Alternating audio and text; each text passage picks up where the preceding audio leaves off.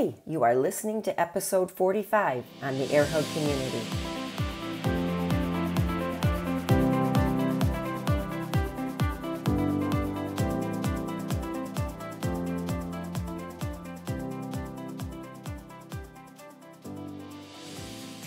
Hi everybody, welcome to the Air Hug Community. If you're new, welcome. If you're old, welcome back. It's always a pleasure to have you here. So the whole premise for this podcast is that we are a social species, hence the term air hugs, and that our lives improve by helping others and also helping ourselves. So it's very important that we learn to reject a victim mindset, and yes, understanding that sometimes we are victimized. But this podcast is more about finding pleasant ways to let go of what doesn't serve us and also thinking about how we can serve others. So here we go. Let's get to it. Okay, today's episode is all about belly fat, fact, and fiction. But before we get going, I want to share a book that I'm reading right now that is really, I'm totally enjoying it. And so I'm just getting back into doing paper books versus electronic, not using the Kindle anymore. And I've really enjoyed this book. I don't know. I decided I kind of really like holding a book in my hand and the smell of paper and flipping back and flipping forward. It's so much easier with a book. So anyways, I digress. The book is The Life is Good, the book. And it's basically the whole beginning and story of the Life is Good movement by brothers John and Bert Jacobs. And I'll tell you what, this book was gifted to me by someone very special to me in my life, and who definitely has influenced and changed my life in the last 2.5 years. But she sent me this book after a conversation that we had, and I just shout out to her so much. Thank you so much for sending me this book. And I just want to, if you haven't looked at it and you're looking for a great summer read or just something to uplift yourself, it's The Life is Good, the book by Bert and John Jacobs. Okay, so let's go ahead and get on today's episode. I just wanted to share that because, when I come across a good read, I like to share it. And I hope that you'll do the same for others. All right, so today we are talking about belly fat, fact, and fiction and the formula for minimizing it. Okay, first of all, this is such an ongoing hot topic amongst women, and I think it is so hard to get it out of our head that we cannot spot reduce fat anywhere on our body, not in our triceps, not in our belly, not in our ankles, or wherever you happen to hate extra fat. So, but it comes up time and time again, and it came up very recently in my membership, and so I thought, okay, it's time to do the episode. So first of all, I want to start out this episode by saying you don't have to hate your belly fat and you don't have to hate your belly. All right, it's not all bad. So that's a really big thing, but it's always the number one complaint in coaching. By the way, the number 2 complaint is not being able to get rid of cellulite. And I think that could be a whole other episode, but let's stick today to belly fat. So let's do a little anatomy lesson very quick. I'm not going to get real technical because, I like to be more conversational with you guys and not make you feel like you're in biology class or anything like that. But this is kind of important to point out. So there are 2 types of belly fat. There is visceral belly fat, which is deep within our that surrounds our organs. So it's deep in our peritoneal cavity, and it surrounds organs like our stomach and our liver. And it has different tendencies to affect us. It affects us in different ways than the other type of belly fat, which is subcutaneous belly fat, which translates to being right under the skin. And that's the one where if you actually were to grab, you can kind of grab it and pull it away. That's subcutaneous belly fat. Okay, so let's talk about this, all right? But very quickly, I want you to remember that people's tendency to hold fat is highly individual. And we're going to talk about this a little bit more and what some of the differences are, but you can reshape your body, but only so far. So you can decrease your belly fat, but only as you decrease overall fat. And I'm going to touch on that again in a minute. Let's go back to the differences really quickly and generally between visceral body fat and how it affects us in belly fat, not body fat. All right, so visceral belly fat, again, is a deeper fat. It surrounds our organs. It is associated with things like chronic inflammation and arterial plaques, which of course we know are not good because those can, depending on where they are, can lead to either embolism or coronary artery problem, as in heart attacks or strokes if they're heading towards our brain. So we don't want to be at a higher risk for forming arterial plaques. They are also visceral belly fat is also associated with an increased risk for blood clots, an increased risk of diabetes type 2, and of course cardiovascular disease of all types. So that's the deal on visceral belly fat. We don't want a whole lot of it, right? Subcutaneous belly fat is basically under our skin. It's that little bit of fat that we can grab. It's generally speaking considered benign. However, an increase in subcutaneous fat is very often, and you're going to hear me turning pages here. I do have notes today. It is associated with an increase in visceral belly fat. So that's what's going on. Now, what contributes to an increase in belly fat? Well, I'm going to give you some factors here. Some of them we can change. Some of them we can't. So remember our old serenity prayer, accept what you cannot change and do what you can to change what can be changed. So bear that in mind while we talk about this little list here. Number one on the list of factors that increase belly fat is an increase in overall body fat. Is that something we can control? Yes, it is. So number two, hold on a minute, please. Pause.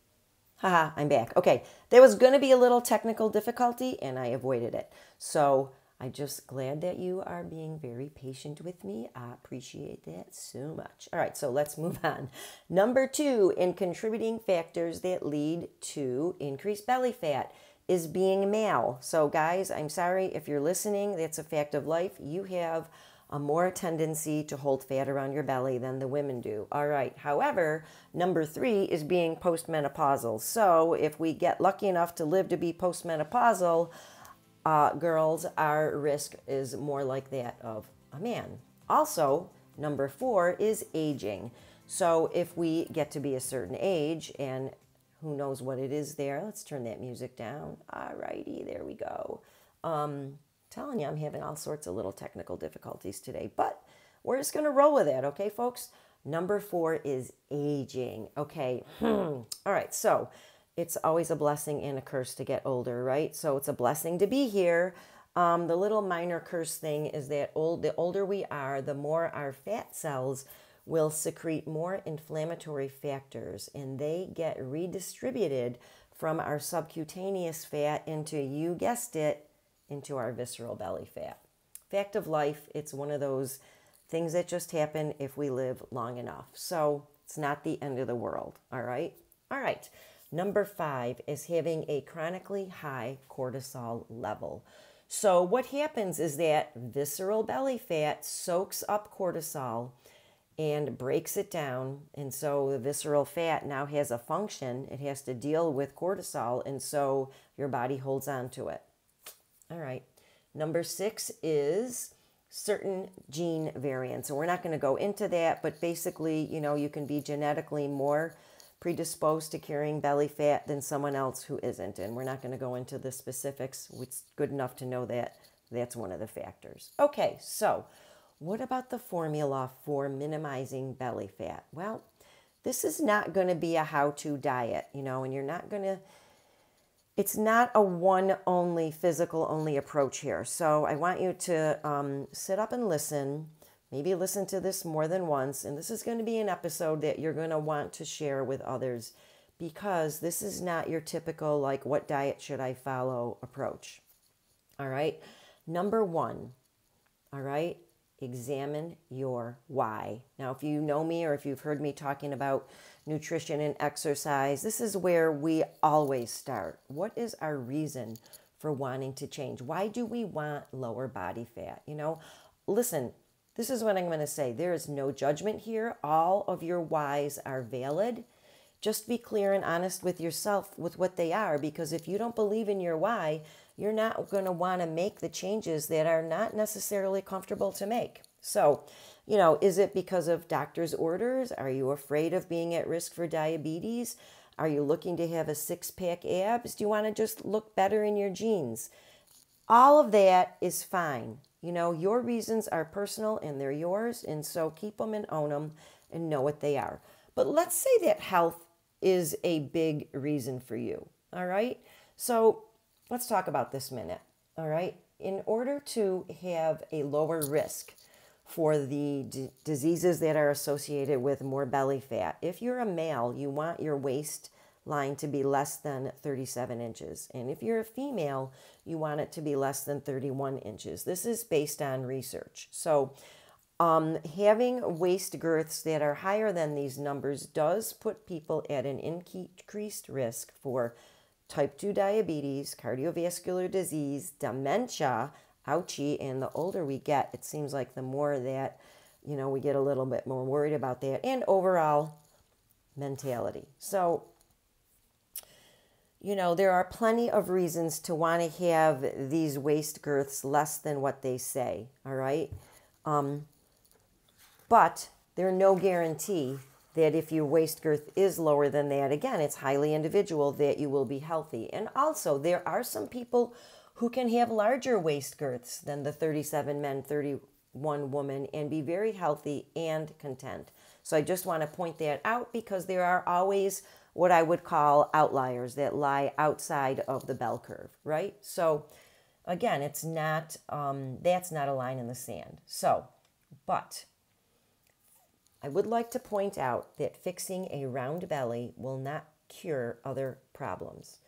So there are plenty of super lean people who think or who become lean or aspire to be lean, and when they get there, their underlying problems and stresses are not there. That alone could be a whole other episode, but just realize that it's not a cure for those types of problems, all right? While it may help minimize risk for physical disease, just keep that in the back of your mind, okay? There is value, okay, in accepting a somewhat softer shape, and again, this is relative to each of us, and to appreciate what your body can do or has already done for you. For example, a woman who has given birth, I'm not saying that you can't be super lean or whatever, I've been there post-birth, but, you should give your body some credit for maybe having raised kids, whether you gave birth to them or not, raising a family, if that's something that you did, that's phenomenal. And just, you have a lot of worthiness in that. So let's move on. So knowing your why is number one. Number two is knowing, and I mentioned this right at the beginning of the episode, that spot reducing is a myth. Let's repeat that. You know that when I repeat something right away, that it's very important. So this is the third time I'm saying this in this episode.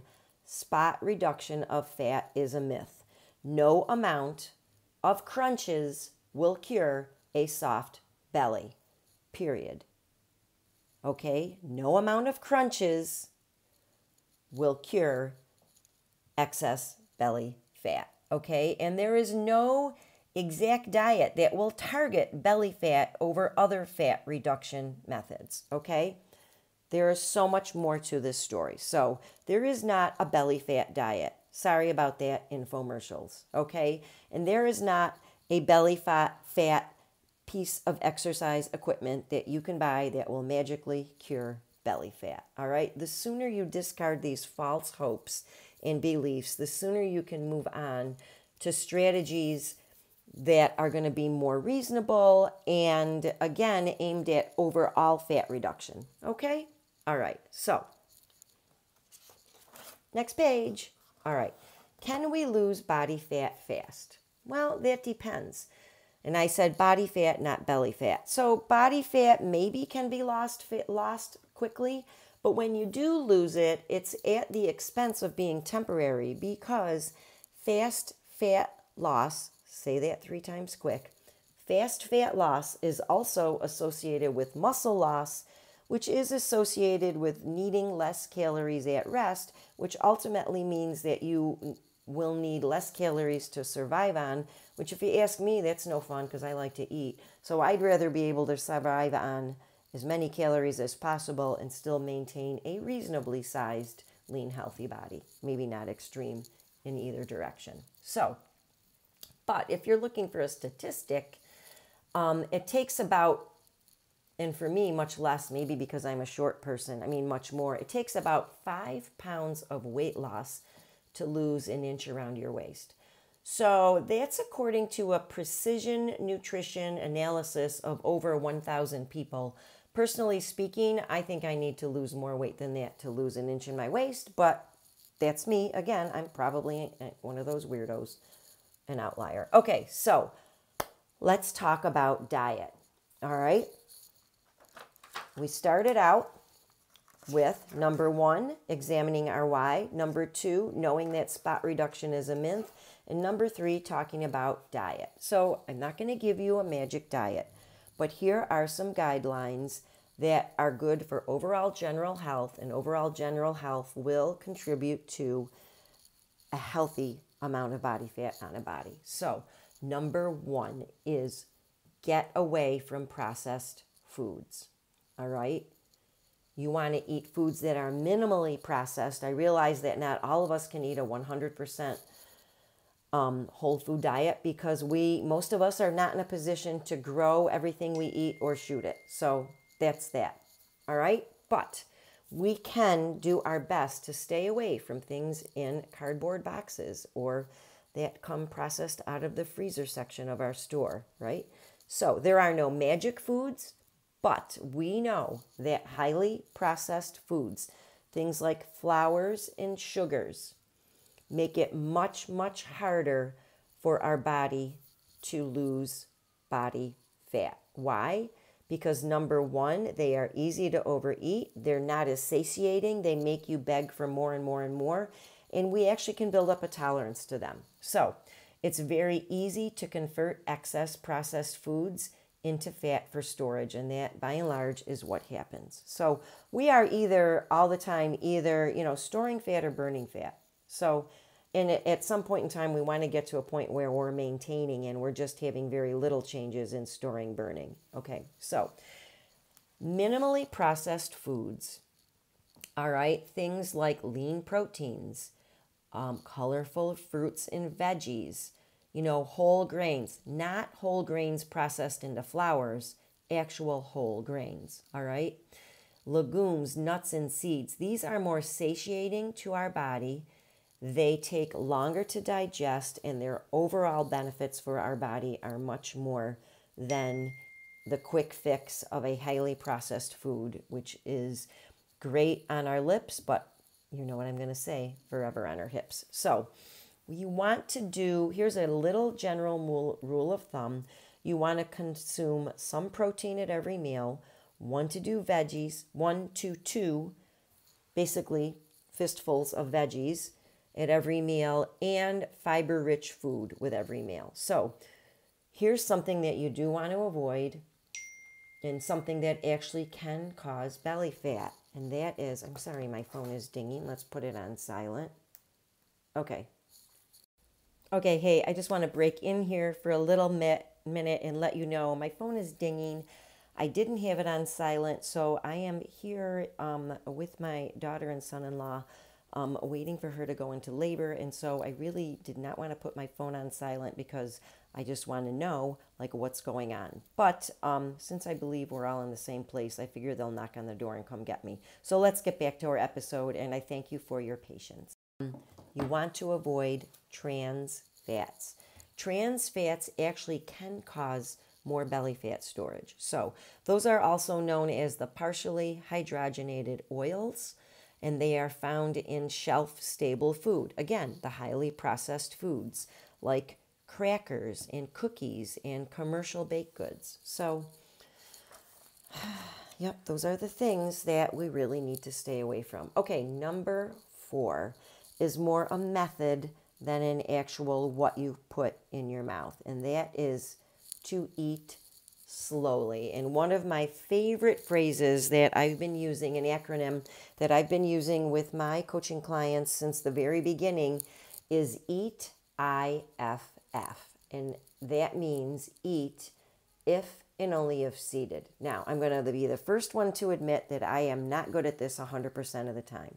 But I get better and better at it, and it's a work in progress. And there are times in my life where we're better at it and times when we're not. But eat if and only if seated is going to contribute to eating in a relaxed atmosphere, and it's going to help with eating slow. And we all know that eating fast makes us eat more because our brain doesn't really get the signal for fullness until quite a while after we have actually filled our stomach. So I've heard someone say 20 minutes. I don't know if that's an old wives' tale or not, but I know that it does take a certain amount of time. And I kind of wonder if that amount of time is different for each of us. I don't know. So again, I'm trying not to take things that are like legend with health and fitness and construe them as facts. So really trying to get away from that. And that 20-minute rule is something that I just don't know if it's true or not. I just know that it takes time. All right. Number 5, movement, right? We have to keep active. So we are not talking about abdominal exercises here to burn belly fat. Like I said, no amount of crunches alone is going to contribute to a loss of belly fat. What we need is a consistent and long-term plan. And I'm not talking about months. I'm talking about seasons and years. So not months or weeks, but it's got to be, and you can't really have an off season. Now I know athletes have maybe an off season. If you think about, everyone likes to think of like elite athletes, but it doesn't mean they sit on the couch in their off season. It means they're doing something different. So, and it's fine to switch things up, but here is what's most important. Number 1, the most important movement you can do is resistance training. And the older you get, the more important this gets because we want to spare muscle tissue, right? So number 1, if you're in a calorie deficit, you will lose fat and muscle. So if you're eating to lose, to have less calories, you're not just burning fat all the time. But if you are doing movement that taxes your muscles, they're going to have to be repaired and they will come back stronger, and that will help maintain your metabolism. All right. Number 2, cardio is important. So it needs to be a consistent effort of resistance training and cardio. All right. We need to train to avoid muscle loss, and we also need to train for cardiovascular fitness. So as far as cardiovascular fitness is concerned, I would say do what you love. Include also some form of relaxing movement in it, which of course the most popular would be relaxing walking. But for some people that might be jogging. Some people find jogging relaxing versus all out running. It could be whatever, but there does need to be an enjoyable aspect to it because we want it to be as much as a cardiovascular enhancer as it is a stress reducer. So, okay, let's talk now about supplements. There are some supplements that are proclaimed to be fat burners, and by and large, I'm going to tell you they don't work. So I'm just going to bring up a couple of them that I did a little research on to let you know. Some of these you may have heard about. Okay, there's something called phosphatidylserine. I think the abbreviation is PS. It's supposed to decrease stress and therefore decrease visceral fat, but the research does not support this, so you can get rid of that one. The next one is called conjugated linoleic acid, CLA. Again, there's no evidence to support that this actually decreases belly fat in any way. The third one is interesting. It's green tea extract. So this may help very minimally and also temporarily, but it's also not specific to belly fat. So, all right, the next one is caffeine, and this just strikes me as funny because if caffeine really worked, I think there would be a lot of people in the world who would be a lot leaner, right? But that's just not the case. So it really has not shown to be effective. All right, the next, and maybe you've heard about this one, I certainly have, is capsaicin, and that's the compound that's in hot, spicy foods. And that's supposed to increase metabolic rate and theoretically decrease belly fat. Well, it may temporarily increase metabolic rate, but not enough to show a difference. So that's that with supplements. The bottom line is they don't really work. All right, number 6, we're talking about a self-worth strategy here. So it's really important to treat yourself with compassion first, last, and always. So self-kindness and honesty with your efforts are going to take you a very long way. In fact, research can talk about this. Research does show this. So self-compassion is actually linked to a long-term healthier diet and more consistent exercise. Therefore, it's also linked to a lower rate of anxiety, depression, lower perceived stress, and a greater well-being. Conversely, would you believe this, that self-criticism is linked to unhealthy eating, a higher anxiety load, and an increased amount of depression. So, wow. So, our self-compassion practice can basically include 3 little things. All right, number 1 is mindfulness. And what this means is just awareness without judgment. I know mindfulness is a huge buzzword right now, but you can just boil it down to just being aware of what happens and just, it is what it is. Don't make a judgment. It's not good or bad. It just is, whatever happened. All right. Number 2, acknowledge that you are not alone. Okay, everybody struggles. You may think, that whole grass is greener on the other side. So-and-so might be, she might look like, the perfect specimen to you, or this model or that model. But the fact is everyone struggles, and we just can't tell by looking on the outside. All right. You basically can't profile people, right? All right. Number 3, bring it back to yourself. Self-kindness. Be gracious with yourself, all right? Be gracious with your body. What has your body done for you? Maybe your body has gotten you through some pretty scary times in life. Maybe it has birthed, or maybe not birthed. Maybe it's raised a family. Maybe it's cared for aging parents, right? Maybe all sorts of things. But, think about all that. You know that your body has done some wonderful things for you. Maybe it just got you to the age that you are now, and be thankful for that. Now it's time for you to give back and care for it, all right? A healthy body, I love this, is a product of habits that support all dimensions of your life. It is a whole approach, not HOLE, but WHOLE. So it's a whole person approach, right? We have the mental aspect, the emotional aspect, the spiritual aspect, and of course the physical aspect. All of this is not separated out, and you just can't really focus on one thing only. It's all of these are part of the whole person, and to keep and try and live in balance is going to give you your best effort at trying to live a healthy life. All right. And again, maybe you're going to be a little softer. Maybe you won't have 6-pack abs. Maybe you will. But remember, the person with 6-pack abs is not necessarily the healthiest or the happiest person you know.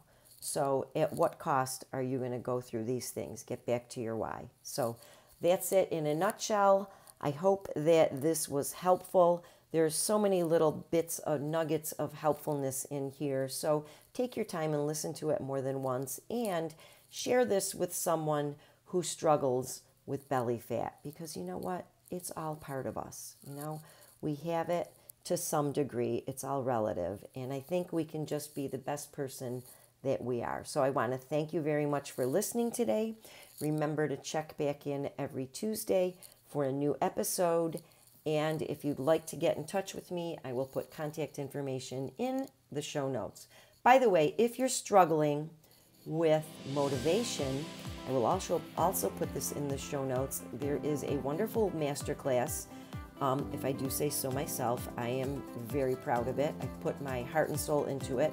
A masterclass on manifesting motivation, and it's just my gift to you.